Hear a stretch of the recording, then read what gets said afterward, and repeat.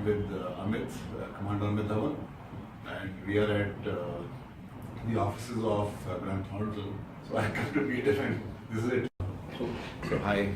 Hi Dinesh, I'm Amit, or rather Commander Amit Dhawan, moved out of CERT after serving for about 25 years in the Indian Navy. Great. Had a passion for IT, had a passion for software development, and developed a passion for security, which is anyway inbuilt in all faujis. Right. So, lot of experience in different fields. Started off with electrical engineering. Yeah. And So you did your finished my electrical engineering BTech, specialized in weapons, did masters in aeronautical engineering, and had a passion for tinkering in IT. So started off with developing a simulator on my own. Navy recognized it and pushed me into an aircraft simulator. On PDP 1145, I don't know how many people have heard of that boxes. So huge computers with a large RAM of 16 KB. 16 KB large RAM, got you, okay. So from there moved into developing an ERP for the Navy, a small team of about 15 people. Okay. We did the complete process analysis and built an ERP in Oracle. Designed, implemented the network. So learned with our own, with that 27 kbps internet connection. Wow. Throwing the vendors away and doing all configurations ourselves. Yeah.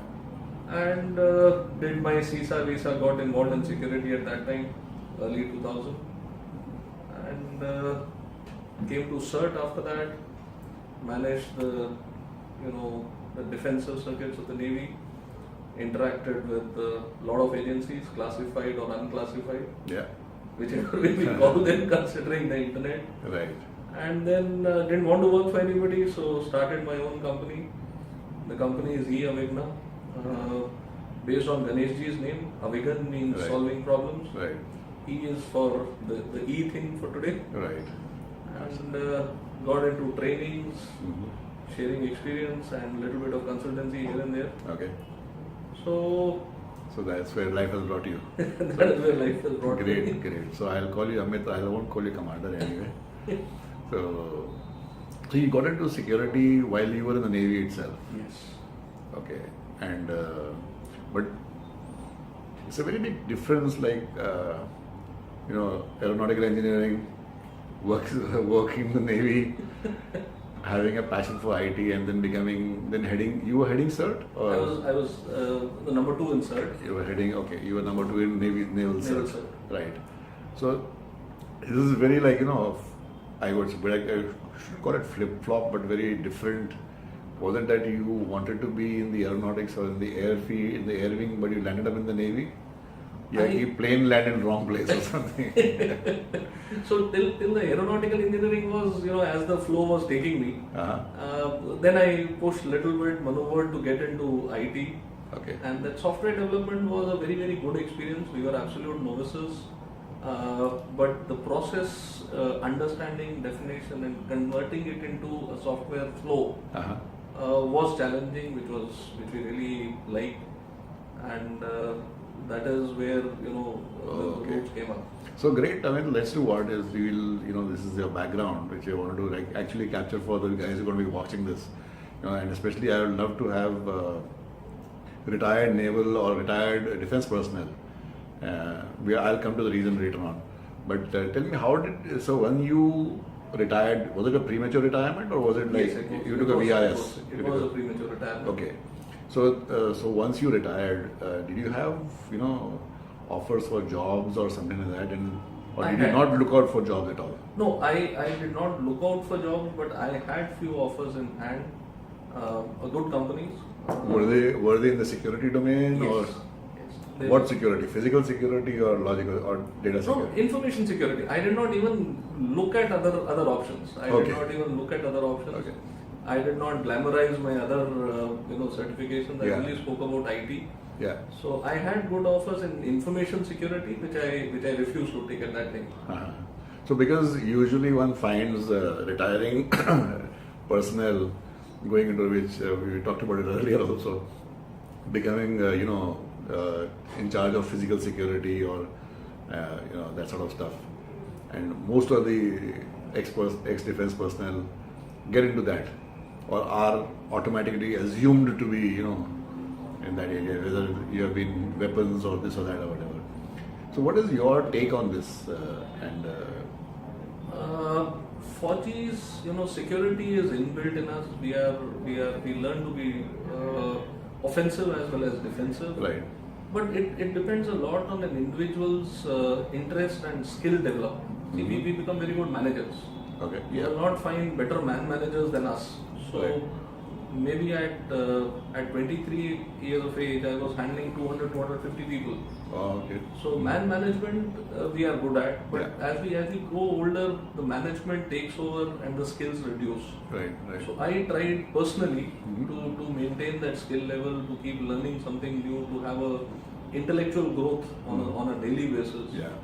So that is kind of helping me, and my interest was IT, so it has helped me into the place where I am today. Yeah.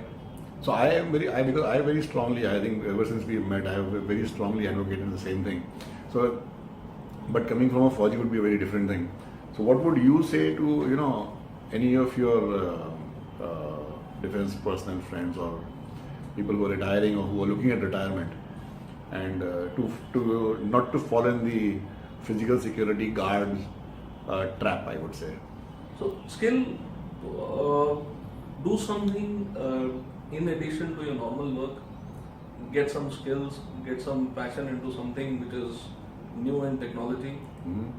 Management thing is anyway, there with us. So we don't have to learn management. We don't have to do anything on that front. What Right. we need to do is develop skills, remain technology conversant, and work on that. So I think it will pay dividends over a period of time. Okay, great. So basically, what about new skills? Now, let us say somebody who's in infantry. See, it's for a signals person, it's very easy because he or she has, the technology and the IT skills. But for an infantry person, somebody like that, how does he or she sort of, skill, or what could be a sort of thing where? Speaking only for the domain that we are in, information security. Information security for an infantry person, it will become a little challenging on the technology front because he has not been part of that for a long time. But what he can do is he's the best person around to take over. He's the best person around to take over. If you ask me seriously, a CEO's job. Oh, okay, really? We are horrible. We are techies. Right. We'll reach CIO, CTO, and CISO. Yeah. But for an infantry guy, he is a CEO. He's leading people to die Right. for a war which is not his.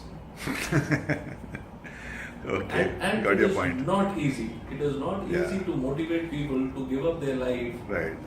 for a war which is not theirs. I got you. So, little bit of confidence, little bit of awareness in this world, and I think he'll be the best CEO around. Great. So, okay. One question though over here which I have is that now you guys are very much into warfare and all that. So, what is your opinion of maybe defense guys getting into information warfare? Because I see a lot of kids also who have become cyber war specialists. They may not know what war is like, or they become patriots, or they become they make those noises which we see nowadays. So how could, let's say, a defense guy or an infantry person sort of get into information warfare? See, he has a phenomenal knowledge on tactics. Right. We all the long-term projects need a strategy and tactics. Right. He is very good at reading opponents and deciding what they might do at that point in time. He is not conversant with technology. That is one problem with Indians, because we are always very good at how and not very good at what. Okay. So you give a job to somebody, he'll start thinking how to code it. Yeah. We can't write our program in English. So if we can write it in English and give it to these people, their contribution would be amazing. So they're very good at tactics. We should leverage them and get them into information security. Yeah. See, physical security, as we are seeing, is slowly merging as or becoming a part of information security. Correct. I happen to be in one of the stock exchanges in the country, leading stock exchanges, and their physical security guy reports to the information security guy. Wow. So that's So a very that is the way to go, and this is how it is going to happen over a period of time. Right. Great. So I think we'll stop here and we'll talk again with you later on. Definitely. Thank you, Dinesh. It was a pleasure thanks a lot. chatting with you.